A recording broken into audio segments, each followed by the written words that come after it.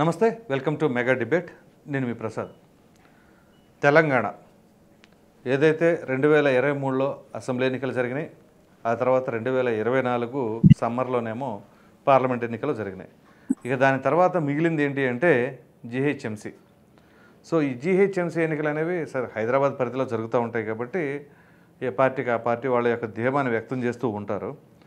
So మరి రాబోతున్న ఈ జీహెచ్ఎంసీ ఎన్నికలకు సంబంధించి ఏ పార్టీ ఎటువంటి వ్యూహాలు రచిస్తుంది అనేది కీలకమైన అంశం. ఇక్కడ మనం కనుక చూసినట్లయితే ఇదే జీహెచ్ఎంసీ ఎన్నికల్లో 2020లో అనూహ్యమైన పరిణామాలు చోటు చేసుకున్నాయి. దానికి ముందు 2020 కంటే ముందు ఎన్నికల్లో టీఆర్ఎస్ 99 వార్డులు గెలుచుకుంటే బీజేపీ 4 గెలుచుకుంటే, దాని తర్వాత టీఆర్ఎస్ కేవలం అంటే బీఆర్ఎస్కి అవతరించిన తర్వాత 46 స్థానాలు, అంటే అప్పుడు టీఆర్ఎస్ అనుకోండి 46 స్థానాలకు పరిమితం అయిపోయింది. బీజేపీ అనూహ్యంగా 49 గెలుచుకుంది. చాలా చాలా గ్రాడ్యువల్ చేంజ్ అనమాట అది. ఇక దాని తర్వాత కాంగ్రెస్ పార్టీకి అంత పెద్ద ఆశించిన ఫలితాలు లేవు ఎప్పుడులో కూడా. మరి కాంగ్రెస్ ఎందుకని వెనకబడి ఉంది? సరే, ఇప్పుడు 10 సంవత్సరాల తర్వాత అధికారంలోకి వచ్చారు. మరి ఇటువంటి తరుణంలో కాంగ్రెస్ ఏమైనా సరే పుంజుకునే అవకాశం ఉందా? లేదు, యాంటీ ఇన్కంబెన్సీ ఏమైనా వస్తుంది? ఎందుకంటే కాంగ్రెస్ పార్టీకి సంబంధించి మొన్న అసెంబ్లీ స్థానాల్లో కూడా హైదరాబాద్ పరిధిలో ఉన్నటువంటి అసెంబ్లీ నియోజకవర్గాల్లో ఒక సీటు కూడా కైవసం చేసుకోలేకపోయింది. మీకు తెలియదేం కాదు, బీఆర్ఎస్ కైవసం చేసుకుంది. సో కొంచెం ఎడ్యుకేటెడ్ పీపుల్ ఉంటారు, వాళ్ళు కొంచెం డెవలప్మెంట్ ఆశిస్తూ ఉంటారు కాబట్టి ఆ క్రమంలో ఏమైనా సరే బీఆర్ఎస్ వైపు మొగ్గు చూపారా? మరి ఇప్పుడు రేవంత్ రెడ్డి గారు అధికారం వచ్చిన తర్వాత ఏదైతే మరి కాంగ్రెస్కి కొంత ఎడ్జ్ ఉంటుంది అనే భావనలో వాళ్ళు భావించి ఉండవచ్చు. ఏం జరగబోతుంది అనేది ఈరోజు టాపిక్. ఈ టాపిక్లో పాల్గొనబోతున్న వారు బీఆర్ఎస్ అధికార ప్రతినిధి రామ్మూర్తి గారు, అలాగే బీజేపీ అధికార ప్రతినిధి రామిరెడ్డి గారు, కాంగ్రెస్ అధికార ప్రతినిధి వెంకట నాయక్ గారు మరికొద్దిసేపులో జాయిన్ అవబోతున్నారు. అలాగే రాజకీయ విశ్లేషకులు జయరామ్ గారు మరికొద్దిసేపులో రాబోతున్నారు. అందరికీ నమస్కారం అండి. నమస్కారం అండి. రామిరెడ్డి గారు, సార్, మీ పార్టీ కేంద్రంలో చాలా బలంగా ఉన్న పార్టీ అయితే క్రమేపీ తెలంగాణలో బాగానే పాతుకుపోతూ ఉన్నారు. ఏదైతే జీహెచ్ఎంసీ ఎన్నికలు 2020కి ముందు 2016లో అనుకుంటే బహుశా సబ్జెక్టు కరెక్షన్ జరిగిన క్రమంలో కేవలం 4 వార్డులు మాత్రం కైవసం చేసుకుంది. ఆ తర్వాత అనూహ్యంగా మొన్న 2020లో 49 వార్డులు గెలుచుకుంటాం. అలాగే మొన్న 2023 అసెంబ్లీ ఎన్నికల్లో 8 స్థానాలను గెలుచుకుంది. ఆ పార్లమెంట్ ఎన్నికలకు వచ్చేసరికి 8 పార్లమెంట్ స్థానాలు గెలుచుకుంది. మీకు 8+8 అనేది ఏమన్నా మ్యాజిక్ ఫిగరా? సారీ లక్కీ నెంబరా ఏంటి? అలాగే ఇప్పుడు రాబోయే జీహెచ్ఎంసీ ఎన్నికలకి ఎటువంటి వ్యూహాలు రచించబోతున్నారు? ఇప్పుడు గత అంటే హైదరాబాద్ పరిధిలో జీహెచ్ఎంసీ పరిధిలో ఎన్నికల ఫలితాలు చూస్తుంటే 2015 దాంట్లో టీడీపీ పొత్తులో మేము 4 స్థానాలు గెలుచుకున్నాం. అప్పుడు టీడీపీతో పొత్తు ఉండే. 2020లో సొంతంగా పోటీ చేసి 48 స్థానాలు గెలుచుకోవడం జరిగింది. కాంగ్రెస్ మాత్రం అదే ఎక్కడికి కొనగలి అక్కడే అన్నట్టు 2 స్థానాల్లోకే పరిమితమైంది. అసెంబ్లీ ఎన్నికల్లో బీఆర్ఎస్ ఏంటంటే ఈ main vote bank, minority vote bank, particularly ముస్లిం ఓట్ బ్యాంక్, ఎక్కడైతే ఎంఐఎం పోటీ చేయదో అది వన్ సైడ్ గా అప్పుడు బీఆర్ఎస్ పడడం, మొన్న కాంగ్రెస్ పడడం లోక్సభ ఎన్నికల్లో. దాంతో అక్కడ బీఆర్ఎస్ అసెంబ్లీ ఎన్నికల్లో ఇక బీజేపీ ఇట్లాగా అధికారం కాబట్టి కాంగ్రెస్ తోనే పోటీ అనే పరిస్థితుల్లో బీజేపీకి ఒక గోషమాల్ రాజాసింగ్ గారు తప్ప ఇంకా జీహెచ్ఎంసీ పరిధిలో ఏ ఎమ్మెల్యే స్థానం రాలేదు. కానీ మిగతా ఓటు శాతం బాగానే ఉంది. చాలా దిక్కులా మేమే సెకండ్ ప్లేస్ లో ఉన్నాం. ఎంపీ స్థానాలకు వచ్చేసరికి జీహెచ్ఎంసీ పరిధిలో 4 ఎంపీ స్థానాలు ఉన్నాయి. 3 మేము గెలుచుకున్నాం. కింద 50,000 మెజార్టీ కానీ, మల్కాజ్గిరి 4 లక్షల మెజార్టీ కానీ, చేవెళ్ళ 2 లక్షల మెజార్టీ కానీ. అదే మళ్ళీ హైదరాబాద్ పార్లమెంట్ లో కూడా మేమే సెకండ్ ప్లేస్ లో ఉన్నాం. మిగతా ఈ 2 పార్టీలకు డిపాజిట్ కూడా రాలేదు. డిపాజిట్ లో కనీసం 1/4 కూడా రానట్టుంది డిపాజిట్ రావడానికి. కాబట్టి ఈ 2 పార్టీలు జిహెచ్ఎంసీలో బీజేపీ బలం స్థాయిలో లేవు. ఇప్పుడు ఎట్లా జిహెచ్ఎంసీలో ఎంటర్ కావాలని రేవంత్ రెడ్డి హై డ్రామాలు ఆడుతుండు. హై డ్రామా సికింద్రాబాద్ ఏరియాలో హిందూ మెజార్టీ ఏరియాలో మాత్రం డిమాలిషన్ జరుగుతున్నాయి. పాత బస్తీ పోవడానికి ప్యాంటు తడుస్తుందని మా నిజామాబాద్ ఎంపీ అరవింద్ గారు ఆల్రెడీ అనడం జరిగింది. ఏంటంటే వీళ్ళు హిందువుల విషయంలో దేనికైనా రెడీ నష్టం చేయడానికి, సాయం చేయడానికి కాదు. అదే మరి ఆ డిమాలిషన్ ఆడ మన ఎందుకంటే ఇది జూ పార్క్ దగ్గర ఆ చెరువు మొత్తం కబ్జానే. మరి ఏం కూడగొట్టలేదు, చెరువే అది. మీరాలం ట్యాంక్ అంటారు కదా, మీరాలం ట్యాంక్ అక్కడున్నది. తర్వాత చాలా ఉన్నాయి. ఓవైసీ కాలేజ్ అయితే చెరువు మధ్యలో మీకు ఇంకెక్కడ ఒక ఒక బిల్డింగ్ ఓవైసీ కాలేజ్ ఏ విధంగా అయితే చెరువు మధ్యలో ఆ డ్యామ్ నుంచి పోయి కట్టుకొని మట్టి పోసి నింపి కట్టుకున్నట్టుందో అది లేదు. దానికి ఏంటంటే ఏదో పిల్లలు చదువు అని వంకలు పెట్టి డ్రామాలు ఆడుతుండు. ఎట్లా అంటే రేవంత్ రెడ్డి చేసే పనులు 2 ఎగ్జాంపుల్ చెప్తా. ఒకటి, ఎన్నికల ముందు, అసెంబ్లీ ఎన్నికల ముందు బీజేపీ బీఆర్ఎస్ ఒకటేనే ప్రచారం కాకుండా బీజేపీ ఎంఐఎం ఒకటైనా ప్రచారం చేశాడు. ఎన్నికలు అయిపోయినాక అక్బరుద్దీన్ ఓవైసీని ప్రోటెం స్పీకర్ చేశారు, వేరే వాళ్ళు ఇంకా సీనియర్లు ఉన్నా కానీ. తర్వాత అసెంబ్లీలో అక్బరుద్దీన్ ఓవైసీ గారు, మిమ్మల్ని నేను నా నియోజకవర్గం కొడంగల్ నుంచి గెలిపించి నేనే ఎన్నికల ఏజెంట్ గా ఉండి ఉప ముఖ్యమంత్రి చేసి నా పక్కన కూర్చోబెట్టుకుంటా అన్నాడు. అంటే ఎన్నికల ముందు ఏ మాట, ఎన్నికల తర్వాత ఏ మాట. ఇంకొకటి ముఖ్యం, ఈ మధ్యలో జరిగింది. ఆయనను ఎవరు, అరకపూడి గాంధీని కండవ కప్పి కాంగ్రెస్ లో జాయిన్ చేసుకుంటూ ముఖ్యమంత్రి అప్పటి పిసిసి అధ్యక్షుడు రేవంత్ రెడ్డి. మరి కాంగ్రెస్ లో జాయిన్ చేస్తున్నందుకు పిఎస్సి చైర్మన్ ఇస్తారా? ఇవ్వరు, అపోజిషన్ వాళ్ళకి ఇవ్వాలి. అరకపూడి గాంధీ కూడా మీడియా సమక్షంలో నేను కాంగ్రెస్ లో జాయిన్ అయ్యాను, నాతో ఇంతమంది జాయిన్ అయ్యారని చెప్పాడు. అది కూడా వీడియో రికార్డులు ఉన్నాయి.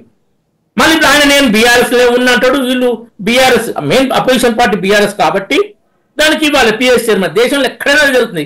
మేము కాంగ్రెస్ లో 4 అవే ఇచ్చాము. ఎప్పుడు గత 10 ఏళ్లలో కేంద్రంలో థామస్ కానీ, మల్లికార్జున ఖర్గే కానీ, తర్వాత ఇప్పుడు ఇప్పుడు ఆయన కేసీ వేణుగోపాల్ కానీ, అంతకుముందు అధీర్ రంజన్ చౌదరి కానీ. కాంగ్రెస్ ఎవరికి చెప్తే, ఎందుకంటే ఆ పిఎస్సి చైర్మన్ రాజ్యాంగబద్ధంగా ప్రభుత్వం యొక్క పనులను ఆడిట్ చేయడానికి పెట్టింది. దాన్ని కూడా దుర్వినియోగం చేసుకొని ఓ కోవట్టును పెట్టుకొని కోవట్టుకి ఇచ్చి ఆయన బీఆర్ఎస్ అంటే ఎంత మోసం. రేవంత్ రెడ్డి ఏంటంటే, నేను కెమెరా ముందు రెడానికి దొరికిపోయినా జనం పిచ్చోళ్ళే నాకు ఓట్లేసారు కాబట్టి నా మాటల గ్యారెంటీకి ఏమైనా నడుస్తుందని నమ్మి అంత భయంకరం చేస్తుండు. ఇక వీడియోలు ఉన్నాయి చాలా.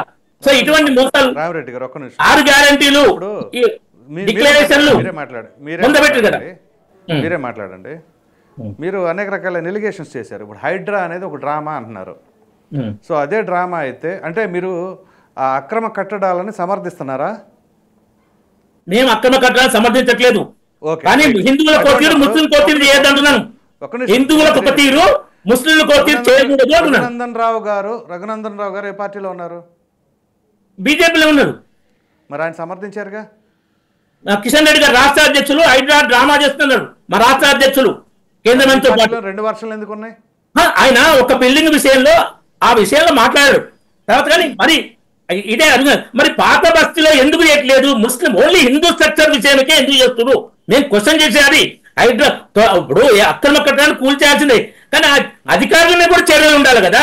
నువ్వు రిజిస్ట్రేషన్ చేసుకుంటావు, నువ్వు అన్ని ట్యాక్స్ పెట్టిస్తావు. కోర్టు కూడా ఏమన్నది, న్యాయస్థానం, సర్వోన్నత న్యాయస్థానం, ఉన్నత నోటీస్ ఇవ్వకుండా ఎలా చేస్తున్నది.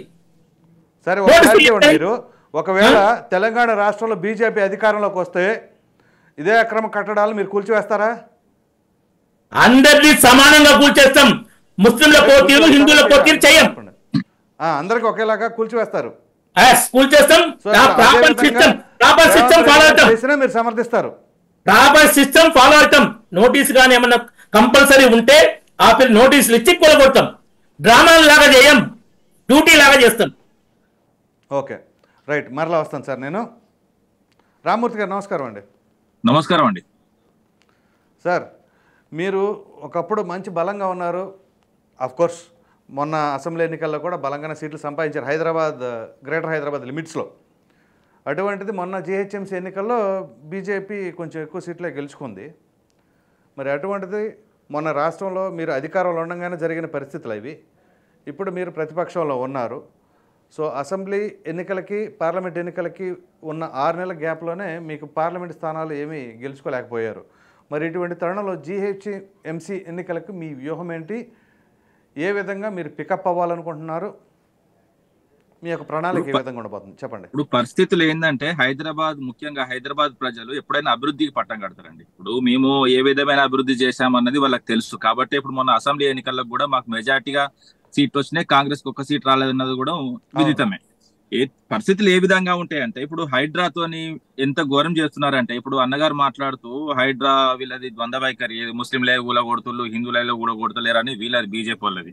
అదే విధంగా కాంగ్రెస్ ఏమంటారంటే రంగనాథో పేదోళ్ళకి కూలగొట్టము, అదే విధంగా పేదోళ్ళకి కూలగొట్టము, మేము కట్టిన ముట్టుకోము, ఈత కొత్త గట్టెటి కూలగొడతామంటారు. మళ్ళీ రాత్రే మళ్ళీ ఏదైతే రేవంత్ రెడ్డి సేమ్ స్టేట్మెంట్ వేరే స్టేట్మెంట్ ఇస్తాడు మళ్ళీ మొత్తం కూలగొడతామని. కోర్టు ఇప్పుడు వీళ్ళు కోర్టు వీళ్ళ మందలు ఇచ్చింది, ఎలాగూ నోటీసులు ఇవ్వకుండా ఎట్లా కూలగొడతారు పేదోళ్ళే అని. ఒక్కొక్క పేదోళ్ళే చూస్తుంటే వాళ్ళు రోడ్ల మీదకి వచ్చి పెట్రోల్ పోసుకొని అమ్మా నా ఇల్లు, అయ్యా నా ఇల్లు అని ఒక్కొక్కరు ఏడుస్తా ఉంటే ఆ పాపం ఎవరికి తాకుతుందండి? ఇప్పుడు కొన్ని మానవత దృక్పథంతో వదిలేయాల్సినవి ఉంటాయి. ఇప్పుడు వీళ్ళు ఏవైతే బడాబాబులకు నోటీసులు ఇచ్చి వాళ్ళు కోర్టుకు పోయేటట్టు చేస్తున్నారో మిగతా వాళ్ళకి పేదోళ్ళకి ఎందుకు ఇవ్వట్లేదు? ఇప్పుడు అదే కదా, ఇప్పుడు ద్వంద్వ వైఖరి వద్దు. ప్రజల విషయంలో ఏ విధంగా చిత్తశుద్ధితో పరిపాలన, ఇప్పుడు ఓట్లేయనంత మాత్రాన ప్రజల మీద ప్రతీకారం తీర్చుకుంటామంటే కరెక్ట్ కాదు కదా.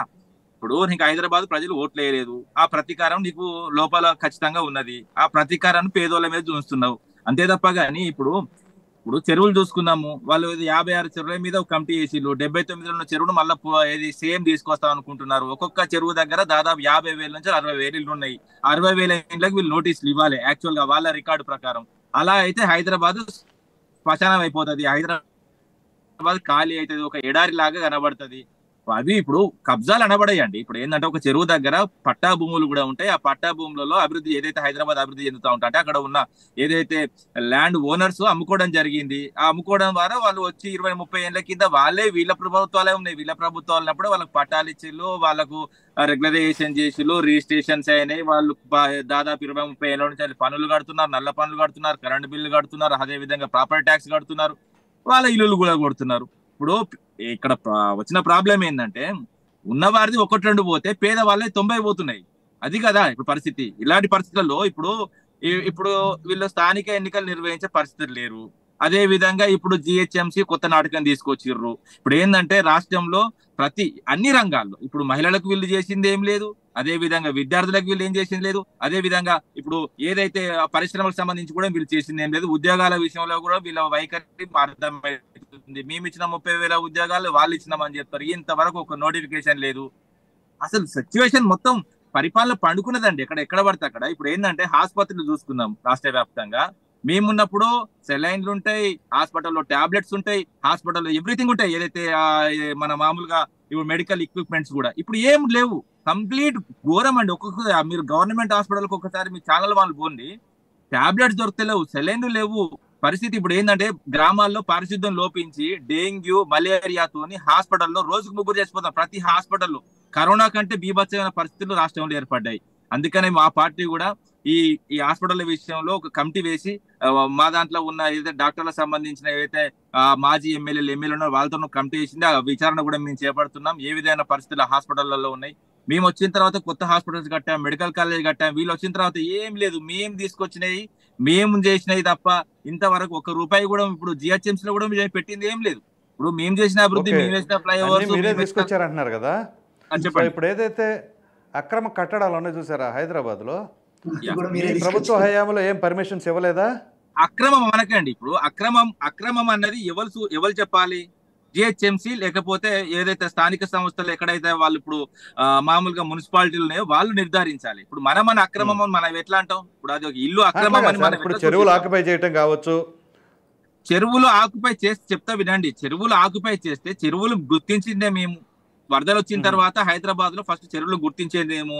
అదే చెరువులను సంబంధించి కొత్త కట్టలు ఏర్పాటు చేసాము, దాన్ని ఫెన్సింగ్ చేసాము, పార్క్ ఏదైతే నడవడికి పార్క్ లాగా చేసాము.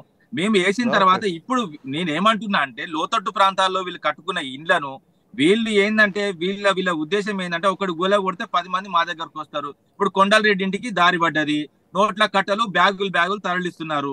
అలాంటి పరిస్థితులు వీళ్ళకి తెలుసు. వీళ్ళ రియల్ ఎస్టేట్ మాఫియాతో వచ్చిన వాళ్ళు కాబట్టి ఎక్కడ గోల కొడితే ఎవరు వస్తారు అన్నది వీళ్ళకి తెలుసు. వీళ్ళు మొత్తం డబ్బులు వసూలు చేయడానికే హైడ్రా తీసుకొచ్చి. హైడ్రా అంటే కూడా చాలా సార్లు అర్థాలు చెప్పాను నేను, చెప్పి అలసిపోయినా. HY అంటే హైదరాబాద్, D అంటే దోచుకునే, R అంటే రేవంత్ రెడ్డి, A అంటే అన్నదమ్ములు. ఇది హైడ్రా ఫుల్ ఫామ్. ఇలాంటి అబ్రివేషన్లన్నీ బాగానే పెడతారులేండి. అయితే మీరు మీరే మాట్లాడరు, ఒక నిమిషం కాదండి. ఇవన్నీ హైడ్రా అంటే ఏంటో చెప్పారు, కట్టడాలు లేవంటున్నారు, చెరువులు ఆక్రమించలేదు. ఒక నిమిషం మిమ్మల్ని మీరే మాట్లాడతారు. కానీ చెప్పండి. హైదరాబాద్లో ఒక చిన్నపాటి వర్షం వస్తే కూడా మునిగిపోయే పరిస్థితి ఎందుకు వచ్చిందండి? మనం అసలు టీఆర్ఎస్ పార్టీ స్థాపించింది దేనికి?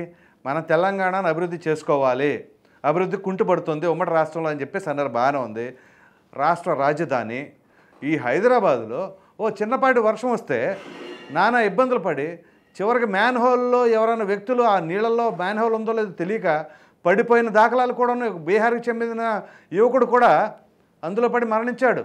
మరి వాళ్ళు ఎటువంటి ప్రికాషన్స్ తీసుకున్నారు? ప్రపంచంలో ఏ పెద్ద నగరమైనా ఈ రోజు నిర్మించినాయి కావు.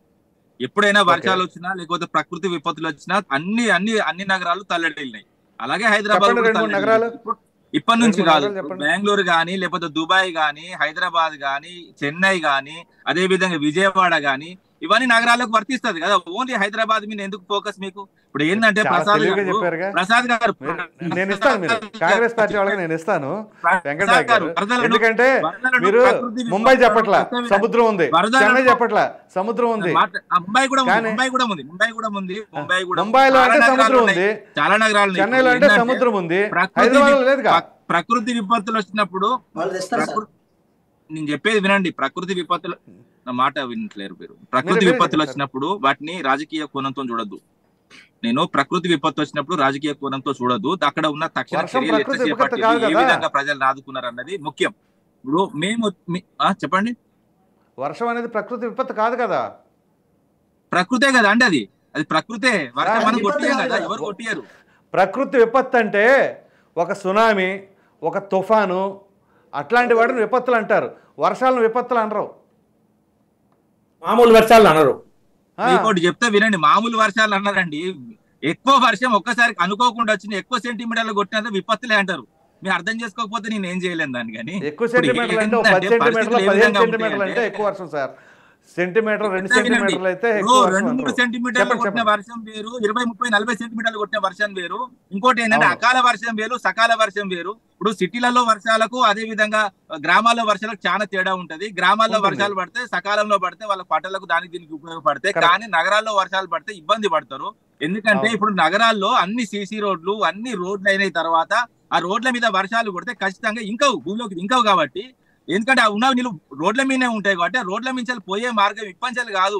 నిజాంల కాలంలో కూడా వర్షాలు వరదలు వస్తే మోక్షగుండం విశ్వేశ్వరయ్యని తీసుకొచ్చి దాని ద్వారా డిజైన్ చేసి అండర్ డ్రైనేజ్ చేసిందే వాళ్ళు అప్పటి నుంచి నడుస్తున్నది. ఇప్పుడు మేము కూడా కొంత చేసినాం. ఎందుకంటే నీళ్లు పోయే మార్గాలను మనము అన్వేషించి ఎక్కడైతే ఎక్కువ ఉంటాయో అక్కడి నుంచి వెళ్ళి నీళ్లను తరలించే ఉపాయం కూడా చేయాలి. అంతేగాని ఇప్పుడు పేదోళ్ళ ఇల్లు కూడగొడితే ఏమొస్తుందా అండి?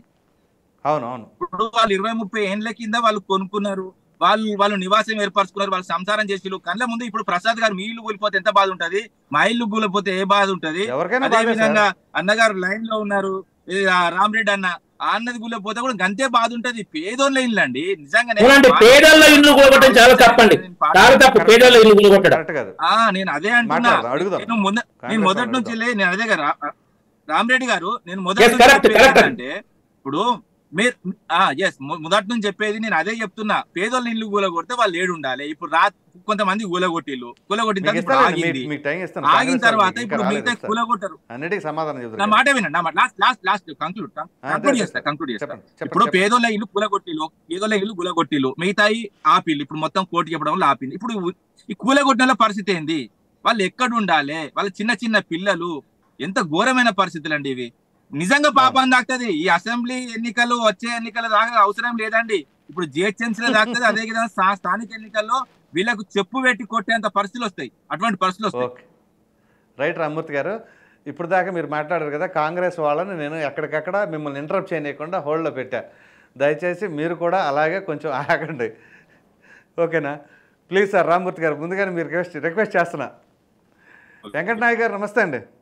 నమస్తే సార్. మీరు యువకులు, ఉత్సాహవంతులు. సో 10 ఏళ్ల తర్వాత అధికారంలోకి వచ్చారు. అయితే మీకు జీహెచ్ఎంసీ పరిధిలో పెద్దగా చెప్పుకున్నది రికార్డ్స్ ఏమి లేవు. సో అటువంటిది ఇప్పుడు అధికారంలో ఉండగా తెలంగాణ ఏర్పడిన తర్వాత మొట్టమొదటిసారి అధికారంలోకి వచ్చారు. వచ్చిన తర్వాత జరగబోయే ఈ జీహెచ్ఎంసీ ఎన్నికలలో మీ ప్రభావం ఏ మేరకు ఉండబోతుంది? మీ నెంబర్ ఏమైనా పెంచుకోగలుగుతున్నారా? హైడ్రాని తీసుకొచ్చింది అసలు అందుకేనా? సార్ ముందుగా మీకు ప్యానెల్లో పెద్దలకు నమస్కారం సార్. నమస్కారం అండి. ముందుగా కౌశిక్ రెడ్డి గారికి థ్యాంక్ యూ చెప్పాలి.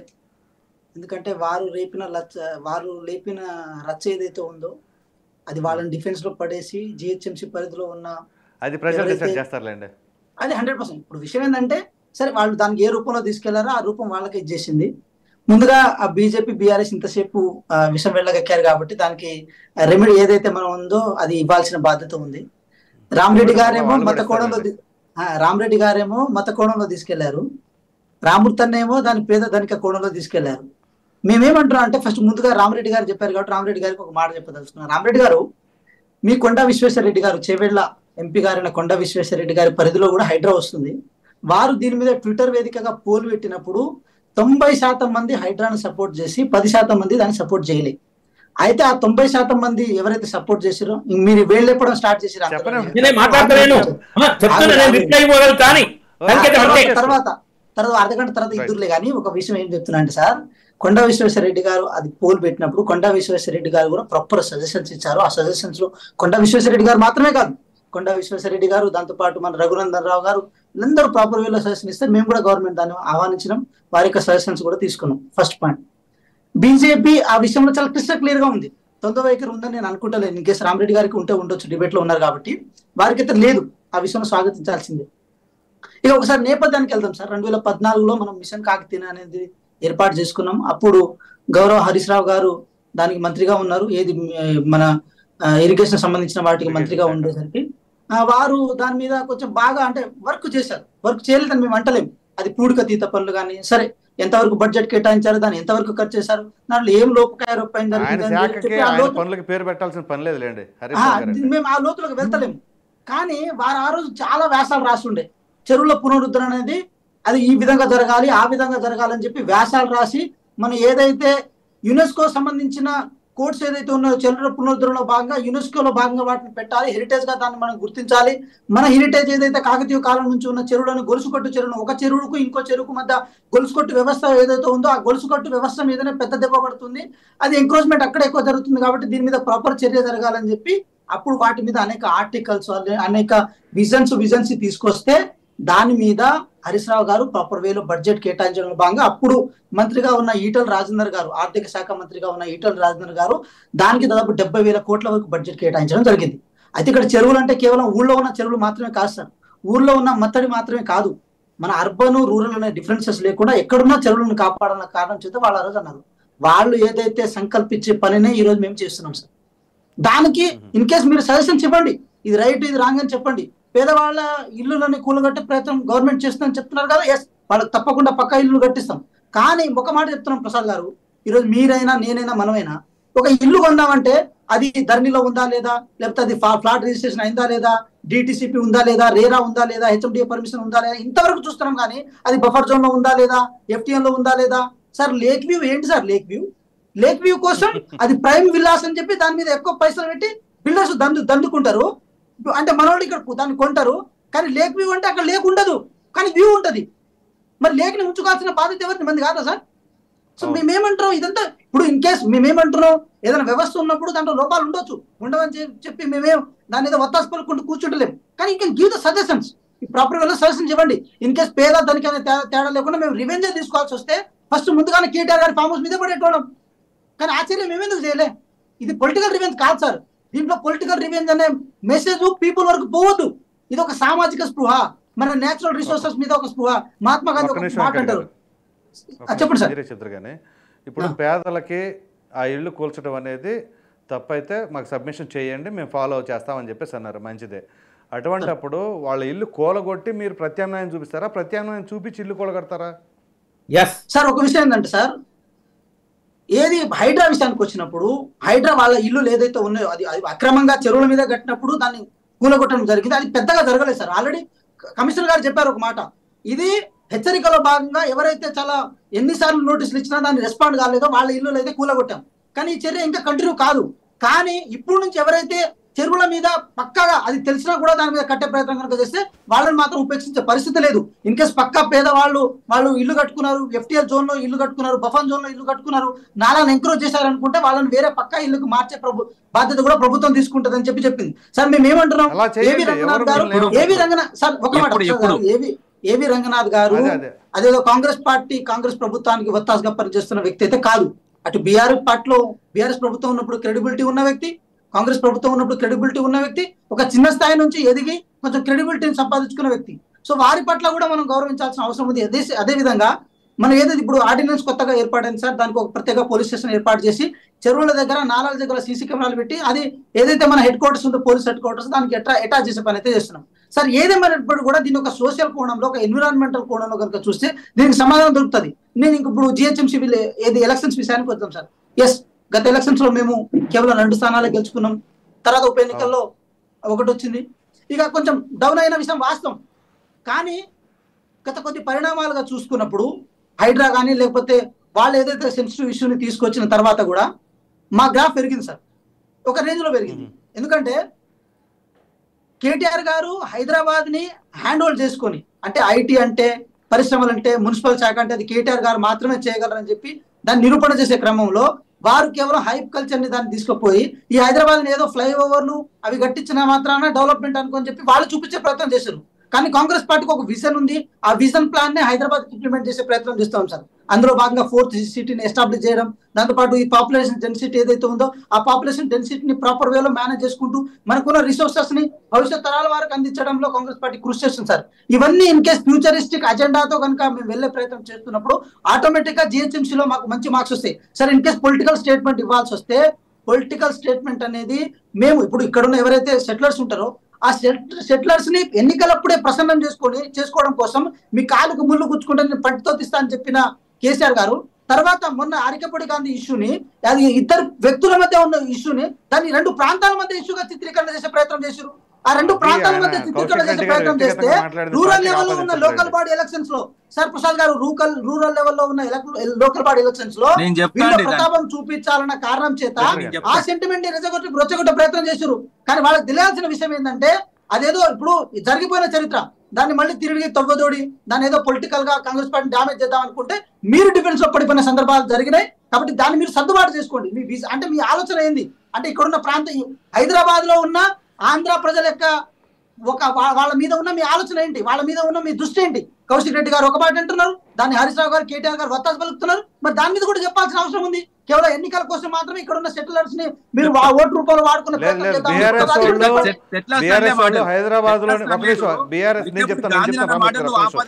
హైదరాబాద్ లో ఉన్న ప్రవాసాంధ్రుల్ని బీఆర్ఎస్ వాళ్ళు మంచిగానే గౌరవం ఇచ్చారు. వాళ్ళ అధికారంలో 10 సంవత్సరాలు ఉన్నప్పుడు కూడా ఎటువంటి ఇబ్బందులు గురి కాలేదు. ఒకటి. ఆ తర్వాత కేటీఆర్ గారు ఐటీ మినిస్టర్గా ఒక ఐకాన్ ఆయన, దాంట్లో ఎటువంటి సందేహం లేదు. మన పార్టీలకు అతీతంగా మాట్లాడుకోవాలి, మంచి చేసినప్పుడు మంచిగానే మాట్లాడుకోవాలి. ఆయన చాలామంది పెట్టుబడిదారులను తీసుకొచ్చారు, అలాగే ఫ్లైఓవర్లు నిర్మించారు. డెవలప్మెంట్ అంటే అదే కదా, ముందు ట్రాఫిక్ ప్రాబ్లం ఉంది చాలా వరకు కూడా. సో మనం ఎక్కడైతే మిస్టేక్స్ ఉన్నాయో అవి ఖచ్చితంగా రేస్ చేయాలి. ఇప్పుడు ఇదే హైదరాబాద్లో వర్షం పడింది అంటే ఇబ్బందులు ఉన్నాయని చెప్పేసి ఇంత రామ్మూర్తి గారిని అడిగాను. At the same time KTR గారు చేసింది అప్రిషియేట్ చేయాలి, హరీష్ రావు గారు చేసింది అప్రిషియేట్ చేయాలి. సో ఇప్పుడు మీరు కనుక అదేవిధంగా మంచి చేసే దాన్ని అప్రిషియేట్ చేస్తాం. పార్టీలకు అతీతంగా మనం మాట్లాడుకోవాలి, ప్రజలకు మంచిగా జరగాలి, అంత మాత్రమే కావాలి. కానీ రాజకీయ పరంగా అక్కడ ఒకటి ఉన్నా కానీ ఇంకోటి ఆరోపణలు చేసుకుంటా పోతే మాత్రం ప్రజలు చాలా తెలివిగల వాళ్ళు, దాంట్లో ఎటువంటి డౌట్ లేదు. సో అది మొన్న ఎన్నికల్లో ప్రూవ్ అయింది కదా. వస్తాను నేను. రామ్మూర్తి గారు, రామరెడ్డి గారు చెప్పండి. ఇప్పుడు ఇంతకుముందు మీరు ఒక హరీష్ రావు గారి శాఖకు డోకా లేదని, కాళేశ్వరం హరీష్ రావు గారి శాఖలోనే కట్టిర్రు, అది కుంగిపోయింది. అన్నారం సుందిల్లో కూడా అదే. వారి ఆరోగ్య శాఖ మంత్రిగా ఉన్నప్పుడు ఎంజిఎం గాంధీ హాస్పిటల్లో కుక్కలు, పందులు, ఎలుకలు ఇవన్నీ స్వైరవిహారం చేసినాయి. కాబట్టి ఒక వ్యక్తి మాట చాతుర్యం చూసి దాన్ని పని సామర్థ్యం ఉంటుంది అనుకోదు. మురిగే కుక్క కరవదు. నేను విషయం చెప్తున్నాను, చెప్పినట్టు ఇది మధ్యన రావద్దండి. మీకు యాంకర్ గారు ముందే చెప్పారు, మీరు మధ్యన రావద్దు, రావద్దండి. నేను చెప్పింది కాదు, నేను చెప్పింది వాస్తవం కాదా మీరు తర్వాత రాసుకొని మాట్లాడండి. ఇంకొకటి ఇప్పుడు మన కాంగ్రెస్ పార్టీకి ఒక విజన్ ఉందని మన వెంకట్ గారు అన్నారు. కాంగ్రెస్ పార్టీ విజన్ మరి ఎవరు చెప్పాలి, ఎవరు చెప్తే కరెక్ట్? అది కాంగ్రెస్ పార్టీ విజన్, అది ఆ ముఖ్యమంత్రి పిసిసి అధ్యక్షుడు ఆయన చెప్తే కరెక్ట్ కాంగ్రెస్ పార్టీ విజన్ అనేది. కాబట్టి ఆ విజన్ ఏందో మీరు ఇంత అంటే నేను కూడా వినిపిస్తా.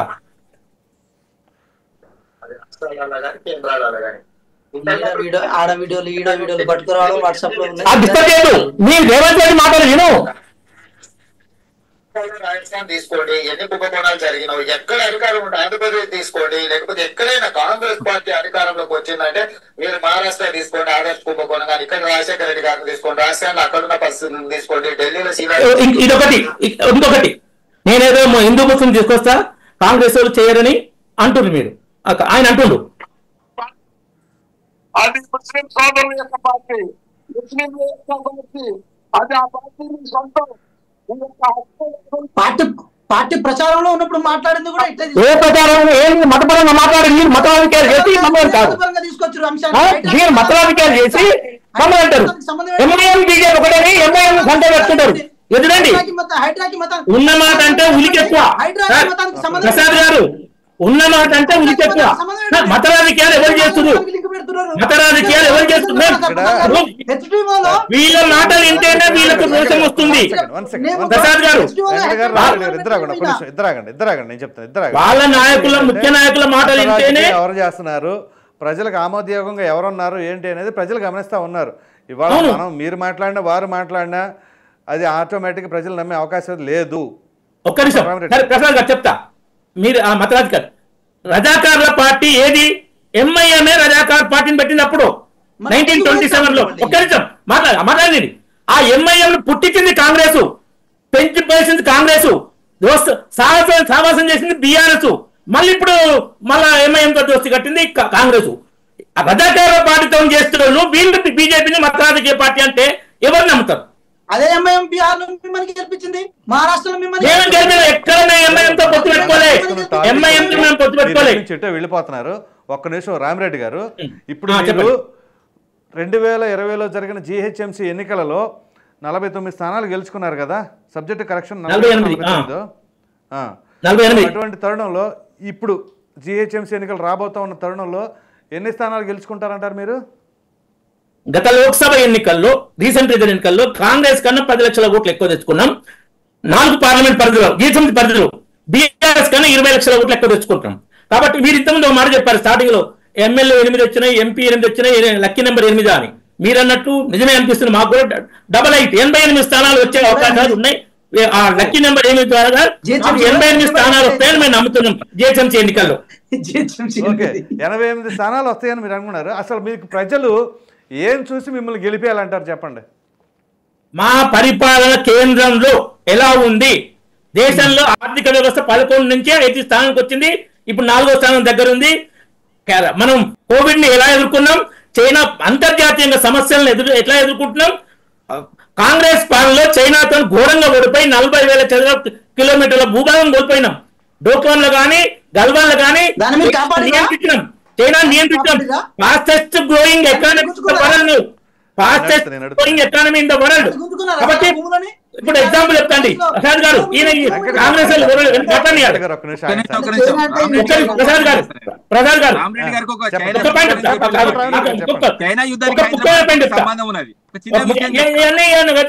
ఒక ముఖ్య పాయింట్ ఏంటంటే మతతత్వానికి మీరు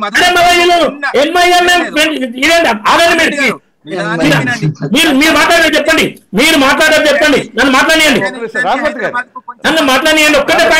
ఒక్కటే ముఖ్యమైన పాయింట్ చెప్తా సార్. చెప్పండి. ఏం చూసి ఓటేయాలంటే మేము గత 10 ఏళ్లలో 3 సార్లు గుజరాత్ అయితే 7 సార్లు గెలిచినాం. ఒక రాష్ట్రంలో, ఒక్క రాష్ట్రంలో కూడా కాంగ్రెస్ 2 సార్లు వరుస గెలవలేదు. ఒక్క రాష్ట్రంలో కూడా హిమాచల్ ప్రదేశ్ వాళ్ళ అధికార పార్టీ 4 మేము గెలుచుకున్నాం. కాబట్టి ఒక్క రాష్ట్రంలో కూడా వాళ్ళు వరుసగా 2వసారి గెలవలేదు గత 10-12 ఏళ్లలో. కాబట్టి ఉంటుంది. రామిరెడ్డి గారు కేంద్రంలో ఉన్న పరిస్థితులను బట్టి కేంద్రంలో ఉన్న పరిస్థితులను బట్టి మీకు GHMCలో సీట్లు వస్తాయి అంటారు, అంతేనా? మాకు ఇంకా రాష్ట్రంలో అధికారం ఇవ్వలే, అవును ప్రభుత్వం. కాబట్టి మేము ఎలా పనిచేస్తున్నామో తెలవడానికి బయట ఎగ్జాంపుల్స్ చెప్పాల్సి వస్తుంది. ఓకే రైట్, చెప్పండి. కాదనట్లా అట్లాగైతే 2019లో మీరు కేంద్రంలో ఎన్ని సీట్లు గెలుచుకున్నారు, మరి 2024 వచ్చేసరికి తగ్గినాయి కదా. అటువంటి అప్పుడు మొన్న జరిగిన GHMC ఎన్నికలకి ఇప్పటికి మీకు తగ్గుతాయి కదా. 2019కి 2024కు మాకు ఓటు శాతం తేడా 0.5%. ఓటు శాతం తేడా 0.5%. 24 ఇండి కూటమి పార్టీలను పెట్టి తర్వాత జార్జ్ సోరస్ లాంటి విదేశీ సంస్థలు మోడీని అధికారం రాకూడదని ఎన్నికూట వీళ్ళు కాంగ్రెస్ పార్టీ ఏంది తక్కువ 8,500 ప్రతి నెల అంటే సాధ్యం కాని హామీలు. ఎంత ద్రోహం అంటే పార్టీ ఫిరాయింపులను నిరోధిస్తామని ఫిరాయింపడానికి టికెట్ ఇచ్చి అదే ఎలక్షన్ లో ఇటువంటి పచ్చి కొన్ని సీట్లు మాకు తగ్గినాయి. కానీ ఇప్పుడు ప్రజలకు అర్థమైంది కాంగ్రెస్ దగాకోరు హామీలు ఇస్తుంది. ఇప్పుడు తెలంగాణ ప్రజలకు బాగా అర్థమై అసెంబ్లీ ఎలక్షన్ నుంచి లోక్సభ ఎన్నికలకు వచ్చి బీజేపీని ఆదిత్యం చూపించారు. అయితే మీరు ఇప్పుడు సింగిల్ గా కొడతారు 88, ఎవరితో పొత్తులు వెళ్తారా? సింగిల్ గా 88 కొడతాం మేము. పొత్తు ఒకవేళ ఉంటే 5-10 స్థానాల్లో ఒకవేళ ఉంటేనేమో అది పార్టీ నిర్ణయించుకుంటది. ఇప్పుడు నేను ఉండదని కానీ ఉంటే ఎవరితో ఉంటుంది పొత్తు? మా కొత్తగా ఎన్నికల కోసం పెట్టు ఎన్డీఏ పార్ట్నర్స్ ఉంటే ఒకవేళ టీడీపీ జనసేన ఏమన్నా అది ఎన్డీఏ పార్ట్నర్స్ కదా, ఎన్డీఏలో ఉన్నాయి. అది మా అలయన్స్ పార్ట్నర్స్ కాబట్టి ఉంటుందని నేను చెప్పట్లేదు, పార్టీ నిర్ణయం తీసుకుంటుంది. అదే అదే అదే సార్ నేను అనేది ఏంటంటే ఎంఐఎం మీకు విరుద్ధం, బీఆర్ఎస్ మరి అది ఎట్లా ఉందో అది మీరే చెప్పాలి. బీఆర్ఎస్ కాంగ్రెస్ అని పొత్తుంటే ప్రశ్నలు. రైట్, మరలా వస్తాను నేను. రామూర్తి గారు చెప్పండి. విన్నారు కదా రామిరెడ్డి గారు ఇందాక చెప్పారు. సో మీరేదో సబ్మిషన్ చేయాలనుకుంటున్నారు, ఏంటో చెప్పండి. ఇండియా చైనా యుద్ధం గురించి చెప్తే నాకు ఒకటి గతం గుర్తొచ్చింది. వీళ్ళు మతతత్వం అంటారు. సరే, భారతదేశంలో ఏదైతే మన సంస్థానం కలిసిన తర్వాత ఏదైతే ఇప్పుడు మన భారతదేశానికి ఒక ఆకారం ఇచ్చిన తర్వాత యుద్ధం వచ్చింది. యుద్ధం వచ్చినప్పుడు ఎన్ని సంస్థానాలు కలిసినా అన్ని సంస్థానాల రాజులను పైసలు అడిగినా లేకపోతే బంగారం అడిగినా ఎవరు కూడా ఇచ్చే పరిస్థితి లేరు. దేశానికి ఆపద వస్తే నిజాం 5,000 కిలోల బంగారం ఆర్మీ అవసరాలకు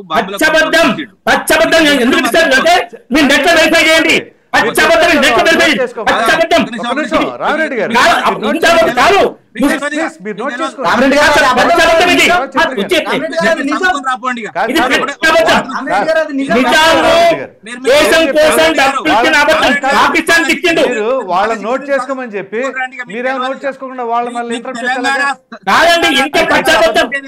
అబద్ధం ఎలిగేషన్ వాటెవర్ మాట్లాడండి.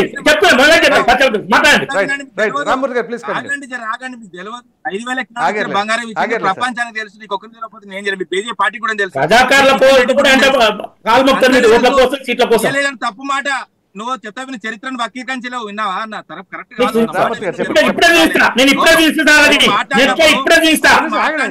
చెప్పిన తర్వాత ఆగు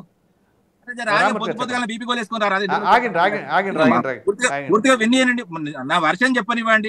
ఇప్పుడు మీరు కేంద్రంలో చెప్తే మీరు కేంద్రంలో ప్రభుత్వంలో ఉన్నారు. మనకు జరిగిన కేంద్ర ప్రభుత్వ ఎన్నికలు కాబట్టి ప్రధాన ఎన్నికలు కాబట్టి ఆ రిజల్ట్ మీకు అనుకూలంగా రావడం. ఎందుకంటే అక్కడ ఏదైతే కాంగ్రెస్ ప్రభుత్వం సరే అదే ఏదైతే ప్రధానిగా రాహుల్ గాంధీ ఇంకా చాలా నేర్చుకోవాలని జనాలు అనుకున్నారు కాబట్టి ఆయనకు పట్టం కట్టలేదు, మీకు పట్టం కట్టిల్లు. దాన్ని మీరు ఏదో పెద్దగా బలం అనుకోకండి. ఎందుకంటే తెలంగాణ విషయంలో తెలంగాణ ఏర్పాటును కూడా పలుమార్లు ఏదైతే పార్లమెంట్ లోనే మోడీ గారు దాన్ని వ్యతిరేకించడం జరిగింది. అదే విధంగా మొన్న జరిగిన ఎలక్షన్స్ సంబంధించి కూడా తర్వాత పార్లమెంట్ లో ప్రస్తావన తీసుకొచ్చినప్పుడు కానీ తెలంగాణ ఏదైతే బడ్జెట్ విషయంలో కానీ తెలంగాణ బడ్జెట్ లేదు, అదే విధంగా తెలంగాణ ఊసే లేదు. ఎట్లేస్తారండి? స్థానిక ఎన్నికలు ఇవి. స్థానికంగా ఎవరైతే మంచి ఉంటారో స్థానికంగా ఎవరైతే బాగు చేస్తారో వాళ్ళకు ఓట్లేస్తారు తప్ప నేను అక్కడ కేంద్రంలో ఉన్నా ఈనాడు మా తాత అది మా తాత ఇది ఎందుకంటే మా తాత మొత్తం ఒంటి చేతో బాండలు లేపిండు ఇవన్నీ కాదు. ఇప్పుడు జరిగింది స్థానికంగా ఏం జరగాలి, స్థానికంగా ఏం చేసిలో, స్థానికంగా ఏం జరగలే అనేది ఆ అంశం మీద ఆధారపడ్డ స్థానిక ఎన్నికలు పెట్టడానికి కాంగ్రెసే భయపడుతున్నది. అది వాస్తవము. ఎందుకంటే వాళ్ళకు గ్రౌండ్ అనుకూలంగా లేదు. గెలిచిన తర్వాత వాళ్ళు 6 గ్యారంటీలు అని చెప్పి అందులో 2 అంశాలనే ఇట్లా పాక్షికంగా ముట్టుకున్నారు. మిగతా 6 గ్యారంటీలు కాదు కానీ రాష్ట్రంలో 5 గ్యారంటీలు నడుస్తున్నాయి. ఎందుకంటే 5 అంటే ఏంటంటే 5 రణంలో 5 బాగుపడే కార్యక్రమం మంచి కులంకుశంగా మంచి ప్రశాంతంగా నడుస్తున్నది. నోట్ల కట్టలు మారుతున్నాయి. రియల్ ఎస్టేట్ దందా వాళ్ళది మాత్రమే నడుస్తుంది రాష్ట్రంలో. ఇప్పుడు నువ్వు 4th సీట్ అన్నాడు అన్నగా ఇది మన కాంగ్రెస్ మిత్రుడు. 4th సిటీ వల్ల ఏం జరుగుతుంది, ఏం డ్యామేజ్ జరుగుతుందో కూడా తెలుస్తా. ఇప్పుడు ఏంటంటే గతంలో హైదరాబాద్ ని అదే విధంగా తెలంగాణని చాలా రాష్ట్రాలు ఏదైతే చాలా పార్టీలు పాలించినాయి. ఆ పాలించిన ప్రభుత్వాలు హైదరాబాద్ సమాంతరంగా డెవలప్ కావాలని చూసినాయి. కానీ ఈ ప్రభుత్వం అట్లేదు. 4th సీట్ అని ఒకటే సైడ్ పోవడం వల్ల మిగతా 3 చుట్లు మొత్తం పడిపోతున్నది. రియల్ ఎస్టేట్ హైడ్రా చేయబట్టి ఎవడు కొనట్లేదు, ఎవడు అమ్మట్లేదు. అదే విధంగా ఇచ్చిన అడ్వాన్సులు కూడా బయట వెనకకు తీసుకుంటున్నారు. వాస్తవం ఏంటంటే రియల్ ఎస్టేట్ ఏదైతే కొంచెం టచ్ ఉన్నా కూడా తెలుస్తుంది. చాలా ఘోరమైన పరిస్థితులు. ఆ రియల్ ఎస్టేట్ సంబంధించిన ప్రతి ఒక్కరు ప్రభుత్వం మీద తీవ్ర వ్యతిరేకత ఉన్నారు. అదే విధంగా వృద్ధులకు 4,000 ఇస్తున్నారు, వాళ్ళకు కూడా ఇవ్వట్లేదు కాబట్టి వాళ్ళు వ్యతిరేకత ఉన్నారు. విద్యార్థులకు 5 లక్షల గ్యారంటీ కార్డు ఇస్తున్నారు, స్కూటీ ఇస్తున్నారు, అది ఇవ్వలేదు. 25 లక్షలు మేము ఫారెన్ కు పోతే ఇస్తా అన్నారు, మేము 20 లక్షలు ఇచ్చినాం. మేము చాలా మందికి ఇచ్చిన, వీళ్ళు ఒక్కరికి కూడా ఇవ్వలేదు, ₹1 కూడా ఇవ్వలేదు వీళ్ళు.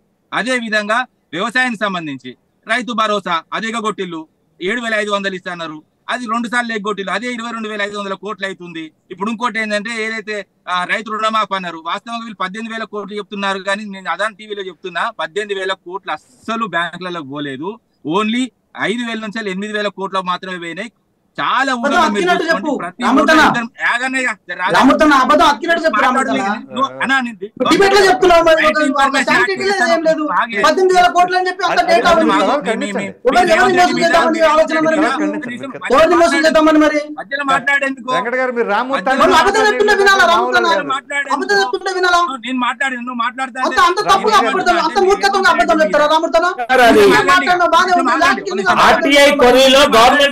చెప్పింది నిజాం ఏమి ఇవ్వలేదు. మీకు చూపిస్తున్నాను.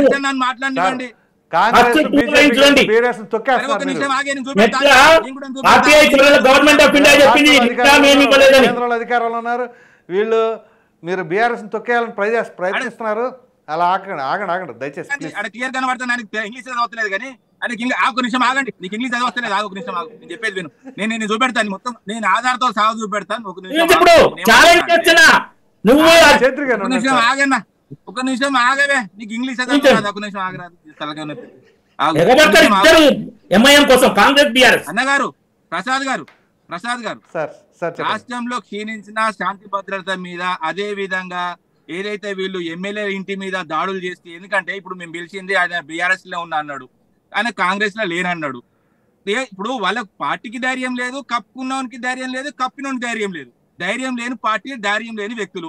ఆ వ్యక్తుల మీద ధైర్యంగా ఒక స్టేట్మెంట్ ఇస్తే తట్టుకోలేక వీళ్ళు ఇంటి మీద దాడి చేస్తే వీళ్ళని ఓలు పిలిచిందండి, గాంధీని పిలిచినాం. గాంధీని పిలిస్తే కాంగ్రెస్ ఎందుకు వస్తుందండి ఇంటి మీద? ఆ అంశంలో గవర్నర్ చెప్తా విన, ఒక నిమిషం ఆగి, గవర్నర్ కు కంప్లైంట్ చేసిన, హైకోర్టు చీఫ్ జస్టిస్ కంప్లైంట్ చేసిన, నేను చెప్తా వినండి. నేను నిన్నగాక మొన్ననే లెటర్లు పంపిన కంప్లీట్ గా. వీళ్ళు ఏదైతే వీళ్ళు ఎంత కొరవడింది, పట్టపగలు ఏ విధంగా జరుగుతున్నాయి, హత్యలు జరుగుతున్నాయి, మానభంగాలు జరుగుతున్నాయి, రాష్ట్ర ప్రభుత్వం నిమ్మకు నీరెత్తినట్టున్నదన్న విషయంలో నేను యాజ్ ఏ పౌరునిగా, నేను పార్టీకి సంబంధించిన వ్యక్తి కాకుండా ఒక పౌరునిగా నా బాధ్యత నేను నిర్వర్తించిన. ఇప్పుడు ఏదైనా ఏ పార్టీలో ఉన్నా కూడా భజన కొట్టి భుజాల మీద మోసుడు ఇరు పార్టీలో కరెక్ట్ కాదు. ఇప్పుడు ఏంటంటే నేను ఏం చెప్తున్నా అంటే, మీరు చేసిన ఏదైతే మీ పార్టీ చేసిన తప్పు నిర్ణయాలు వ్యతిరేకించాలి. ఎందుకంటే పేదోళ్ళ ఇల్లు కూడా తప్పు, ఉన్నోళ్ళ ఇళ్లకు నోటీసులు ఇచ్చి లేనోళ్ళకు ఏదైతే పేదోళ్ళకి ఇవ్వకపోవడం తప్పు, కోర్టు కూడా తప్పు అని చెప్పింది. అయినా కూడా మీరు ఒప్పుకోవట్లేదు. ఇలాంటి చర్యలు నడుస్తున్నాయి కాబట్టి రాష్ట్ర ప్రభుత్వం ఇప్పుడు ఎన్నికలు పెడితే వాస్తవంగా తుక్కుగా వాళ్ళకు ఇంతకుముందు 4-5 వచ్చినాయి, అవి కూడా రావు. Right sir. సార్ ఒక మాట బీసీ కులగణన మీద కులగణన చేయాలని వాళ్ళు కూడా ఒక వాదం తీసుకొస్తే, ఒక మాట విను రామకృష్ణ, విషయం ఏంటంటే బీసీ కులగణన మీద చేయాలి, అదే విధంగా అదంతా వాళ్ళకి రావాల్సిన వాటా కూడా వాళ్ళకి రావాలంటే దానికోసం అది డిలే అయిన ప్రాసెస్. దాని గురించి కూడా మీరు రాజకీయంగా వాడుకుంటారు. మీ ఇష్టం.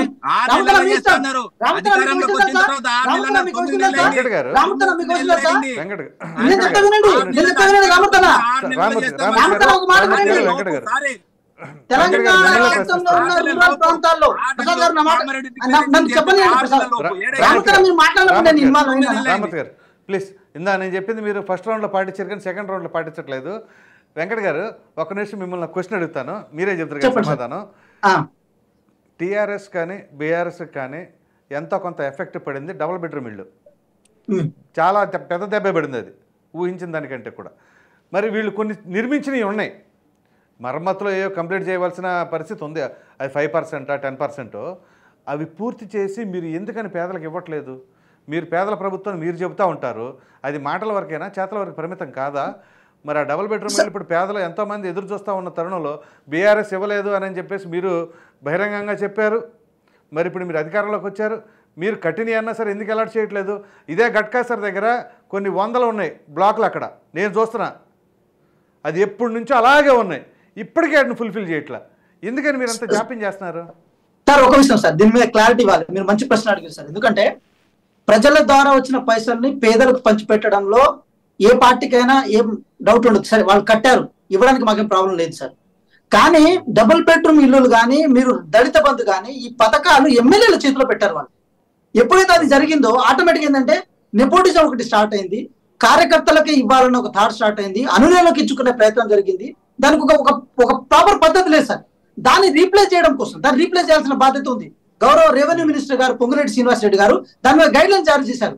ఏదైతే పాత డబుల్ బెడ్రూమ్ ఇల్లు కట్టడం జరిగిందో వారిని అర్హులైన పేదవాళ్ళకి ప్రాపర్ పద్ధతిలో ఇవ్వాలి. అది ఇచ్చే క్రమంలో ఇన్ కేసు ఇప్పుడు ఇచ్చిన తర్వాత మిగులు దిగులు ఉంటాయి కదా సార్, వాళ్ళు అసంతృప్తి వ్యక్తులు వెళ్ళకి ప్రయత్నం చేస్తారు. వాళ్ళకి ఏదైతే మనం ఎస్సీలకు ఇచ్చే 6 లక్షల రూపాయలు కానీ, లేదా 5 లక్షల జనరల్ వాళ్ళకి ఇచ్చే పైసలు కానీ, అది వాళ్ళకి వెంటనే ఎలకేట్ చేయాలి. అలా ప్రతి నియోజకవర్గం నుంచి 3500 ఇళ్ల వరకు అంటే ఏదైతే ఇవ్వాల్సి ఉందో దాన్ని గైడ్ లైన్ తయారు చేసి దాని బడ్జెట్ కూడా కేటాయించడం జరిగింది. సో మీరు ఏదైతే సజెస్టివ్ మేనర్ లో చెప్పారో అది త్వరితగతిన జరుగుతుంది సార్. కాబట్టి ఆ జాప్యం నుంచి ఏదైతే ఉందో దాంట్లో బయటికి తీసుకురావాల్సిన బాధ్యత కూడా ప్రభుత్వానికి ఉంటుంది, కాబట్టి అది చేస్తాం సార్. సార్ ఇంకో విషయం ఏంటంటే, ఇందాక రామూర్తి అన్న గారు కొన్ని విషయాలు చెప్పుకుంటూ వస్తున్నారు, ఏదో రియల్ ఎస్టేట్ అని, ఇంకేదో పడిపోతుంది, ఇంకేదో జరుగుతుందని చెప్పి. సార్ ఒకటే విషయం చెప్తున్నాము, మనం ఒప్పుకుపోయినా గత సంవత్సర కాలం నుంచి ఎలక్షన్స్ పీరియడ్ జరగడం, దానివల్ల కొంచెం రియల్ ఎస్టేట్ డౌన్ ఉన్న విషయం వాస్తవం. సో దానికి ప్రభుత్వానికి అంటగట్టాల్సిన అవసరం లేదు. ప్రభుత్వం ఎప్పుడైనా సరే రియల్ ఎస్టేట్ మంచి వేలో జరిగితేనే రిజిస్ట్రేషన్ రూపంలో ఏ రూపంలో ప్రజలు ప్రభుత్వానికి పైసలు వస్తాయి. ఒప్పుకోవాలి, అందరికి తెలుసు, అది రాష్ట్ర వ్యాప్తంగా అందరికి తెలుసు, చాలా చిన్న చెప్తారు. రామూర్తి ఒక విషయం ఏమంటున్నారంటే, ఆ ఎఫెక్ట్ అనేది కాంగ్రెస్ పార్టీ గవర్నమెంట్ వచ్చిన తర్వాత కాదన్నది, అది అంత ముందు నుంచి ఉన్న ఎఫెక్ట్, అది సంవత్సర కాలం నుంచి ఉన్న అదేంటి ట్రాన్సిషన్ పీరియడ్ లో నడుస్తున్న ఎఫెక్ట్ అది. దానివల్ల ఫస్ట్ జనరేషన్ వాళ్ళు కూడా ఎఫెక్ట్ పడొద్దు, దాన్ని నేను తప్పుపడతలేను. కానీ ఒక విషయం ఎఫెక్ట్ దీని వల్ల ఖచ్చితంగా ఉంది, లేదనడం ఒకటి మాత్రం వాస్తవం, బీఆర్ఎస్ గవర్నమెంట్ రియల్ ఎస్టేట్ లో భూములు సాధారణ ప్రజలకైతే అందుబాటులో ఉంటాయి కదా, అమాంతంగా పెరిగిపోయాయి. వీళ్ళందరి విషయంలో ఒకటేలాగా వీళ్ళ దగ్గర మర్యాద, అదే అంటున్నాను, సామాన్యులకైతే అందుబాటులో ఉండేది కాదు. వీళ్ళు ఉన్నోళ్ళకి ఇచ్చేంత మర్యాద లేనోళ్ళకి ఇస్తలేరు కాబట్టి ప్రసాద్ గారు ఇబ్బందికరంగా ఉన్నది. మొత్తం రాష్ట్రం నడిచేది మధ్యవర్గం, ఏదైతే మధ్యతరగతి వాళ్ళ వల్ల. ప్రసాద్ గారు ఒక విషయం చెప్తున్నాము, చెప్పండి. ఈ దేశంలో 78% మంది రైతులు ప్రధానంగా వాళ్ళ ఆత్మహత్యలకు కారణం రైతు రుణభారం అని చెప్పి కేంద్ర ప్రభుత్వం ఏదైతే నేషనల్ క్రైమ్ రిపోర్ట్ బ్యూరో ఉందో దాని నుంచి వచ్చిన స్టాటిస్టిక్స్. అయితే ముందుగా ఏ ప్రభుత్వంనైనా సరే ప్రభుత్వంలో వస్తే ఇన్ కేసు రుణమాఫీ చేస్తా అని చెప్పి సంకల్పించే ప్రయత్నం చేస్తే దాన్ని త్వరితగతిన చేయాలి. ఆ త్వరితగతిన చేసే క్రమంలో 31,000 కోట్ల వరకు దాన్ని బడ్జెట్ కేటాయిస్తే 30,000 కోట్లలో 17,500 కోట్ల వరకు ఇప్పటికే రుణమాఫీ అయింది. మిగతా బడ్జెట్ ఏదైతే ఉందో దాని టైం లైన్, ఇప్పుడు డిసెంబర్ లోపల మీరు పైసలు కట్టుకుంటే మీకు రుణమాఫీ అవుతుంది అని చెప్పి టైం లైన్ పెట్టాల్సిన బాధ్యత కాంగ్రెస్ పార్టీ గవర్నమెంట్ ఉంది. సో ఆ టైం లైన్ పెట్టే విషయంలో అటు వ్యవసాయ శాఖ మంత్రి గారితో కొంచెం రెవెన్యూ శాఖ మంత్రి గారితో సబ్ కమిటీ ఉందో దాంతో నిర్ణయించే ప్రయత్నం జరుగుతుంది. కానీ ఇక్కడ జరిగింది ఏంటంటే సార్, వాళ్ళకి మాకు తేడా స్పష్టంగా చెప్తున్నాను. వాళ్ళు 1 లక్షల లోపు రుణమాఫీ చేస్తా అంటే మేము 2 లక్షల వరకు రుణమాఫీ చేస్తా అని చెప్పినాం. సార్ లోపుకు వరకుకు ఒక డిఫరెన్స్ ఉంటుంది సార్. 1 లక్ష లోపు అంటే 99,999 రూపాయలు మాత్రమే అవుతాయి, 1 లక్ష కాదు సార్. కానీ 2 లక్షల వరకు అట్లా కాదు సార్. 2 లక్షల వరకు అంటే ఇన్ కేస్ పైన 10,000 ఉన్నా, 20,000 ఉన్నా, 30,000 ఉన్నా అది కనుక మీరు బ్యాంకులో కట్టుకుంటే అదంతా మీకు క్లెయిమ్ అవుతుందని అర్థం సార్. ఇన్ కేస్ మీరు 2 లక్షల లోపే కనుక అవ్వాలనుకుంటే ఈ 2 లక్షల పై దాటే వాళ్ళకు రుణమాఫీ కాదు సార్. మేము ఇంత స్పష్టంగా గైడ్ లైన్స్ ఇచ్చిన తర్వాత, ఇంత స్పష్టంగా చెప్పిన తర్వాత 3 విడతల్లో దాన్ని 18,000 కోట్లు చేసిన తర్వాత మిగతా 12,000 కోట్లు ఏదైతే ఉందో ఆ బడ్జెట్ కనుక దీంట్లో చేసుకుంటే ఆటోమేటిక్ అయితే మేము చెప్పిన తర్వాత కూడా వాళ్ళు ఇంకా కొరలు చేసే ప్రయత్నం చేస్తున్నారు, దాని మీద మిస్గైడ్ చేసే ప్రయత్నం చేస్తున్నారు. సార్ ఇంకో విషయం చెప్తున్నాం, దాదాపు 10 నుంచి 12,000 కోట్ల వరకు తిరిగి రుణాలు తీసుకున్నారు రైతులు. అంటే ఎంత ఆర్థిక స్వావలంబన సార్ ఇది. మనం మాట్లాడుకున్న 78% ఏదైతే రైతుల ఆత్మహత్యలు కారణమైన అంశాల్లో ఇంత ముందు చూపుతో నిర్ణయం తీసుకుంటే సరే లోపాలు ఉండవని మేమే అంటలేము, ఎక్కడొక లోపాలు ఉండొచ్చు కాక, కానీ మొత్తాన్ని ఇంత అబద్ధంతో చిత్రీకరించే ప్రయత్నం చేస్తే అది ఎంతవరకు కరెక్ట్ సార్ ప్రసాద్ గారు? మనమంతా రైతు కుటుంబాల నుంచి వచ్చిన వాళ్ళం కాదా? అవును, రైతులకు చెప్పండి. సో ఇప్పుడు ఫైనల్ గా మీరు అధికార పార్టీగా జిహెచ్ఎంసీలో ఎన్ని స్థానాలు గెలుచుకోబోతున్నారు సార్? జిహెచ్ఎంసీలో అయితే సార్ మేము చాలా క్లియర్ గా చెప్తున్నాము, మేము మా పనులు ఒక ఎత్తు అయితే వాళ్ళ నెగిటివిటీ కూడా చాలా స్ప్రెడ్ అయింది సార్. అది ఏ రూపంలో స్ప్రెడ్ అయింది అనేది గత కొద్ది రోజులుగా మనం చూస్తున్నాం. ఇక సాంప్రదాయబద్ధంగా అసెంబ్లీలో 8 స్థానాలు బీజేపీకి, పార్లమెంట్ 8 స్థానాలు, నెక్స్ట్ జిహెచ్ఎంసీలో గల 8 స్థానాలు వాళ్ళకి రాబోతున్నాయి. సో అది రావాలని కోరుకుందాం. 8 స్థానాలు కూడా రావాలని మేము కోరుకుంటున్నాం సార్. మాకెక్కడ ఏం స్వార్థం లేదు. కానీ విషయం ఏంటంటే ఇందాక రామరెడ్డి గారు మీరేం చేశారని మీరు అడిగినప్పుడు, ప్రసాద్ గారు మీరు అడిగినప్పుడు రామరెడ్డి గారు వెంటనే చైనా పాకిస్తాన్కి వెళ్ళిపోయారు. అంటే ఆ నేచర్ ఏంటో మాకు అర్థం కాదు. కానీ మాకు కదా బడ్జెట్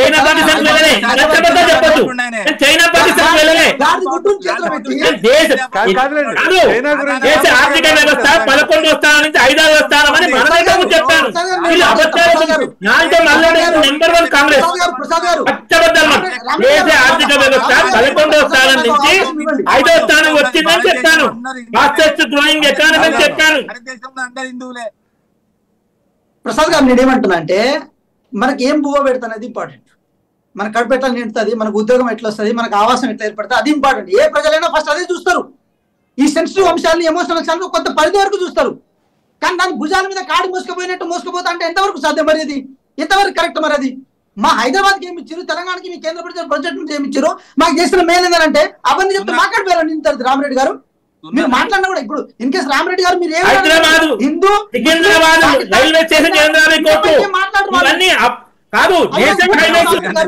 తెలంగాణకు 10 లక్షల కోట్లు ఖర్చు పెట్టడం జరిగింది గత 10 ఏళ్లలో సెంట్రల్ గవర్నమెంట్.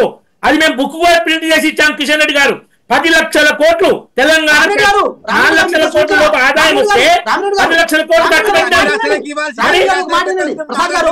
ప్రసాద్ గారు ఒక అవకాశం నాకు ఇవ్వండి. చెప్పండి రామూర్తి ఒక మాట రామూర్తి గారు కంక్లూడ్ చేస్తాను. వెంకట గారు కంక్లూడ్ చేస్తారండి. ఒక్క నిమిషం. నేను ఒక మాట కంక్లూడ్ చేస్తాను సార్. నేను ఒక మాట కంక్లూడ్ చేస్తాను. ఇన్ కేసు ఓవైస్ తో కనుక గొడవలు ఉంటే, ఓవైస్ అనే పార్టీతో వాళ్ళ ఉన్న ఎమ్మెల్యేతో గొడవ ఉంటే అది రాజకీయ కోణంలోనే చూడాలి తప్ప దాని హిందూ ముస్లింల అంశంగా దాన్ని చూసే ప్రయత్నం కనుక చేస్తే మనతో మూర్ఖులు ఎవరుంటారు సార్? అవును, అది కరెక్ట్ కాదు. పార్టీ పరంగానే తీసుకోవాలి. కానీ ఇప్పుడు ఇంతకీ మీ 3 పార్టీల్లో ఎంఐఎంతో పొత్తున్నది ఎవరికండి? వాళ్ళకి అఫీషియల్ గా ఉంది కదా సార్, బీఆర్ఎస్ కి. అఫీషియల్ గా బీఆర్ఎస్ కి మరి గత ఇప్పుడు జిహెచ్ఎంసీ వాళ్ళు మొన్న పొత్తు పెట్టుకొని ఫామ్ చేసిన వాళ్ళు మేయర్ ని. అవును, లేదా డైరెక్ట్ గానీ ఇండైరెక్ట్ గా పొత్తు ఉంటుందా చెప్పమనండి. మాట్లాడిలో మేము ఎన్ని గెలుస్తాం చెప్తా. మేము వచ్చే ఎన్నికల్లో ఒక నిమిషం ఆగండి, మీరు వినండి. చెప్పుకుంటున్నారు, వాళ్ళు చెప్పుకుంటున్నారు, నా లెక్క చెప్తా. మేము 120 గెలుస్తాము, 20 బీజేపీ గెలుస్తుంది, 10 కాంగ్రెస్ గెలుస్తుంది. రాసి పెట్టుకోండి, మళ్ళీ ఎన్నికల రిజల్ట్ రోజు మాట్లాడుతుంది.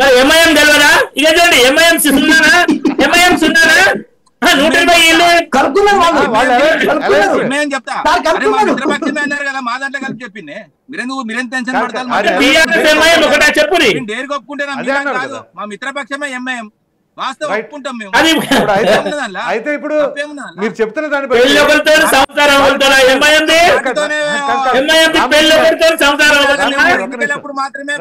మీ ముగ్గురు ఒక నిమిషం ఇప్పుడు రామ్మూర్తి గారు చెప్పిన ఓటు దండుకున్న తర్వాత మళ్ళీ తర్వాత ఎప్పుడు చెప్పి ఎన్నుకునే అటు సైడ్ అరుణాచల్ ప్రదేశ్, అటు సైడ్ చైనా ఆక్రమించుకున్న చేతులు కట్టుకొని ఇవన్నీ చాలా ఉన్నాయి. మీరు అదాని అంబానీ దోషిపెట్టినంత ఏ రాష్ట్రానికి దోషిపెట్టలేదు.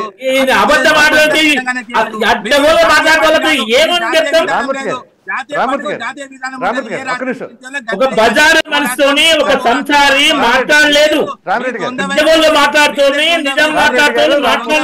ఒక్క నిమిషం దయచేసి ఆగండి, ఒక్క నిమిషం ఆగండి. ఇప్పుడు రామ్మూర్తి గారు మీరు ఏదైతే ఒక్క నిమిషం రామ్మూర్తి గారు సార్, మీరు మాట్లాడిన దానికి నేను చెప్తున్న సమాధానం. ఒక్క నిమిషం. మీరు అధికారంలో ఉన్నప్పుడే కిషన్ రెడ్డి గారు ప్రింట్ చేశారు 9 లక్షల కోట్లు 10 లక్షల కోట్లు దానికి ఆన్సర్ లేదు.